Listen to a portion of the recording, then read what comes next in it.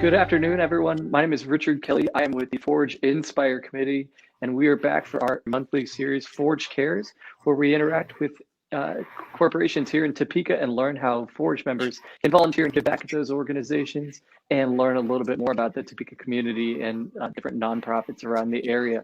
Today, I've got with us the Capper Foundation. Looking forward to talking with them today a little bit more about their services, what they offer, and how Forge members can help volunteer and give back to the Topeka community. We'll start today with Edie Smith with the Capper Foundation. She's going to share a little bit with us about the Capper services and how they help the community. The Capper Foundation has been in existence since 1920, so we're excited to hear more about them. Edie, if you want to lead us off. Yeah, I don't know if you can even imagine what 100 years of serving a community is like. It's phenomenal to me how many people have been served in that time frame, probably hundreds of thousands.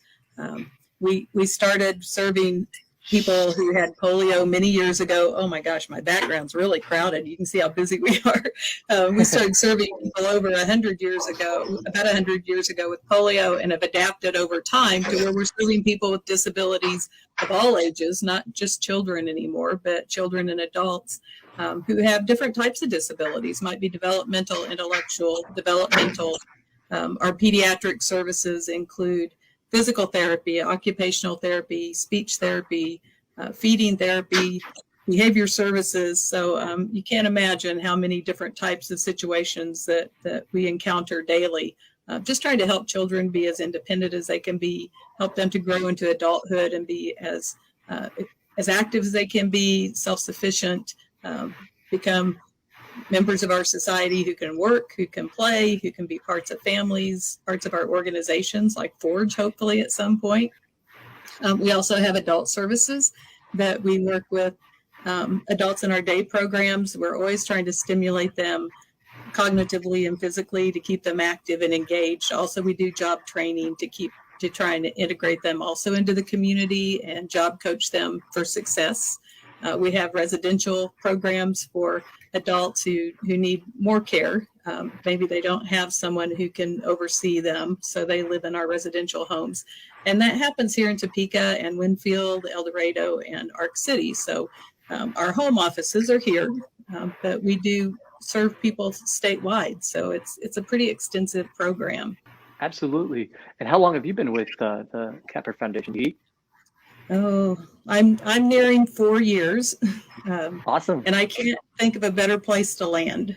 My husband always jokes with me in the mornings. He's like, this job you just jump out of bed to rush to in the morning, because he knows it's one of those. Oh, excuse me. It's one of those feel good places. You see such amazing things happen with the kids. I call it the place of smiles, because every day you'll walk by a therapist's door and you'll hear somebody clapping and yelling and saying, "Oh my gosh, you did it. You worked so hard." And when you hear those types of things, you know that the work you're doing is very meaningful, and it's impacting lives, not just the child, but the family and the people they go to church with or in school or playmates. Just all of the different fun, great things that they get to encounter here actually advance them towards independence.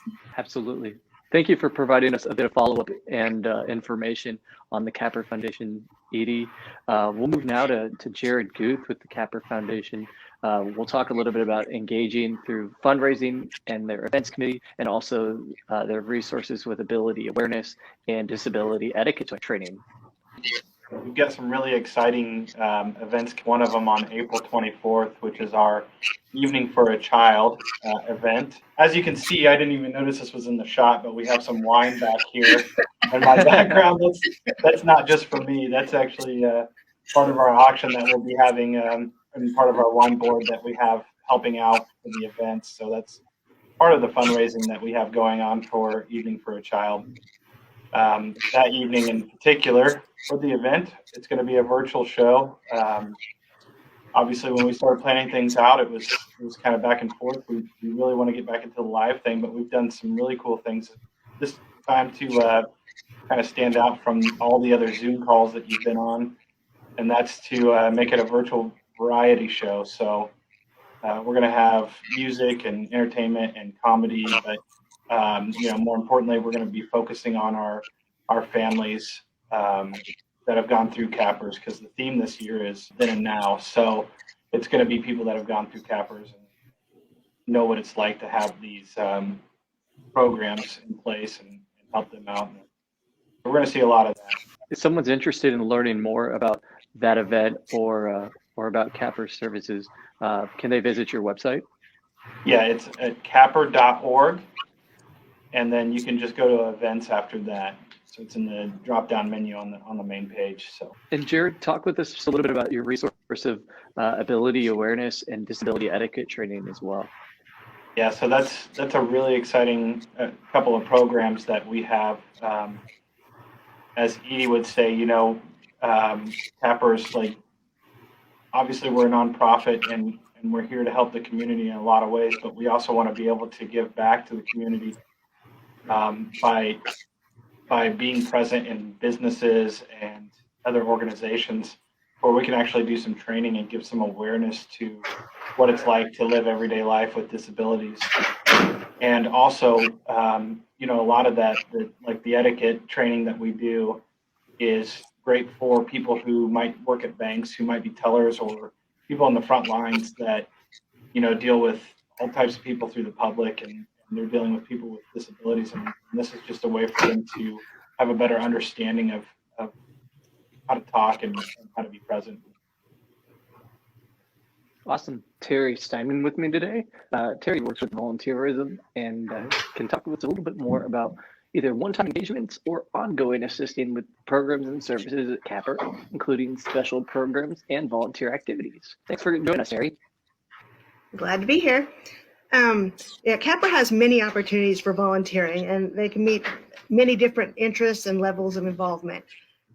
We have things that are working directly with the people that we serve, as well as some more behind the scenes type of activities.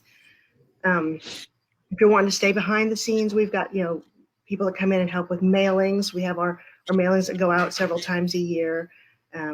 We also can have people help prepare for special events, help us getting decorations ready, that kind of thing. We also have groups that come in. They call and say they want to come in and do a special project. And depending on what's available at the time that they want to come in, that can be anywhere from doing a deep cleaning in the building to preparing for special events, doing some landscaping outside. We also have a group, the Shawnee County Master Gardeners. They come in every month during the summer and work directly with our adult services program to plant and maintain our courtyard gardens, and it is beautiful. They do a great job. We've had different groups from different organizations, different civic groups, school groups, as well as businesses in town that send groups over. So we have lots of people that come in and do that. We also have our ongoing programs that need volunteers. We have an open swim program that is currently not available, but from my understanding, we'll be having that again starting mid to late summer. And we take 2 volunteers each Wednesday evening. It's from 4 to 6. You come in, you help get people checked in. You can swim with the families and kids that are there. And it's a program that's for people, anyone in the community can come, as long as they have a family member that has a disability. They don't have to necessarily receive services at Capper. Anyone with a disability in their immediate family can come in. And it's a great way to get kids in the water and not be overwhelmed with the large public pools that there are. And we also have an ongoing services volunteer program with our adult services. People can come in and volunteer individually. We have one lady that works directly in our art studio. We have people that come and just play board games and put puzzles together. We have people that come in and paint fingernails. We have folks that come in and play basketball in the gym. Possibilities are endless there. And during the summertime, we have our adaptive rec programs that we're always looking for volunteers for, our I Can Bike and I Can Swim. And that's a week-long program. You sign up for one session it's anywhere from like 45 minutes to an hour and a half each day of the week, where you're working with a participant, helping them learn how to ride a 2-wheel bicycle. In the case of I Can Bike and I Can Swim, as they're learning to be comfortable in the water. Those are both amazing programs. People love to come and do those. And we do have different groups that send whole groups of people to come and volunteer there. And then we also, of course, have our special events once they start going live again. We always have volunteers needed for Evening for a Child and for our Blarney breakfast. It's a lot of great opportunities for volunteerism, it sounds like, Terri. Yeah, it's a lot of fun. Can individuals, like Forge members that may be interested, can they find out more information at capper.org? Yes, they can. We have a volunteer section under the Getting Involved tab that will take them to the volunteering section. The I Can Bike and I Can Swim is under programs, I think, and it's under it'll be under adaptive recreation. Very cool. But yeah, there's paperwork that needs to be filled out for several of the things. The one-time volunteering, like as a group, we don't have paperwork. But if you're going to be coming on an ongoing basis in the building, working with people, then we do a background check and that kind of thing. There's a paperwork packet to fill out.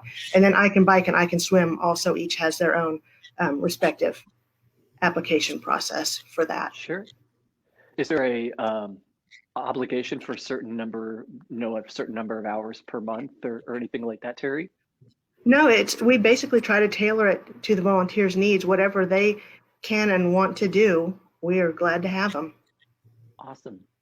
One final question is just how many volunteers would you say you may have on a monthly basis, for example?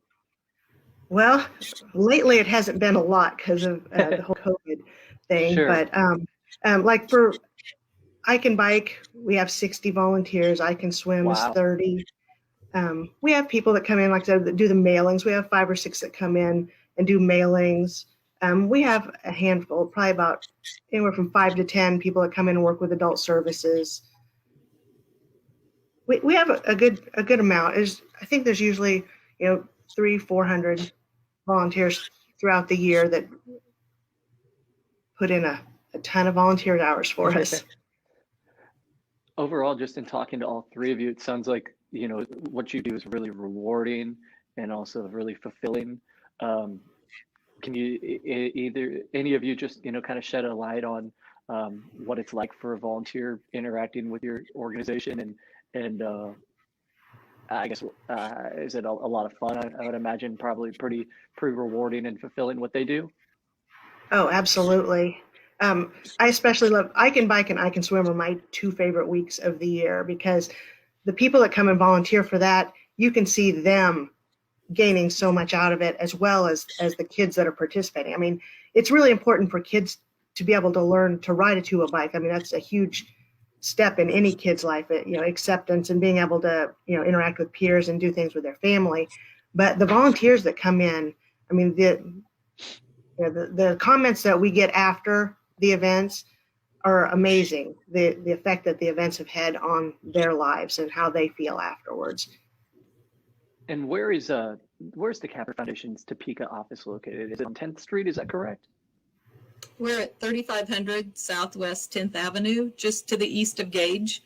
Okay. A lot of people do mistakenly come to our entrances on 10th Street, but anybody that visits the campus needs to go to the back side of our building, the north side, and that's where our main entrance is.